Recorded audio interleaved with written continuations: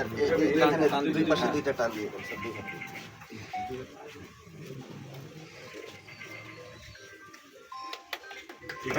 তালে দেন।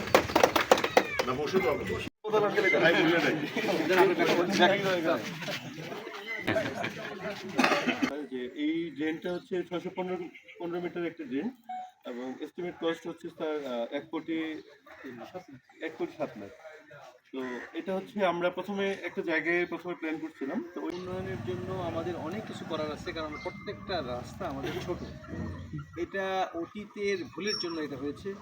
আমরা যদি প্রথম থেকে একটা নিয়মের মধ্যে আনতাম যে একটা মিনিমাম একটা সড়ক না থাকলে তার আশেপাশে বাড়ি করা যাবে না, যদি আমরা করতাম তাহলে ব্যাপারটা কঠোর হতো, কিন্তু একটা ছোট্ট সিমসাম শহর হতো। এখন এমন একটা বিষয়, একটা গাড়ি যদি এই এলাকার কেউ কেনে, সেই গাড়িটা দোকানে আরেকটা গাড়ি পার হওয়া কঠিন। এটা একটা বিরাট সমস্যা। তো একটা শহরের এটা কিন্তু একটা সৌন্দর্যের মধ্যে পড়ে না, এটা একটা জটিল কাজ। ড্রেনেজটা হলো খুব গুরুত্বপূর্ণ। অনেকেই ড্রেন করতে বাধা দেবে যে আমার জায়গা চলে যাচ্ছে এখানে, আমি করতে দেবো না। এটা হলো টোটালি ব্যক্তি স্বার্থে অনেকে করতে। আমরা ব্যক্তি স্বার্থের ঊর্ধ্বে উঠে সামাজিক স্বার্থটা আমাদের গুরুত্ব দিতে হবে।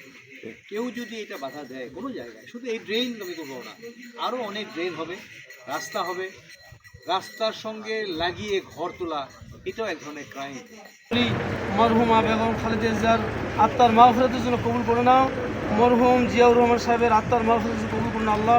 এই দেশকে স্বাধীন করার জন্য যারা শহীদ হয়েছেন সকল সুহাদায়ে কেরামদের জন্য আল্লাহ আত্মার মাগফিরাতের কবুল মঞ্জুর করে নাও। রব্বে কারীম আল্লাহ পাক, যাদের হাতে তুমি আল্লাহ দেশের ক্ষমতা দান করছো আল্লাহ, তোমার কুদরতি হাত দিয়ে তাদেরকে সাহায্য করো আল্লাহ। জাতীয়তাবাদী দলের যিনি প্রধান চেয়ারম্যান আল্লাহ মেহের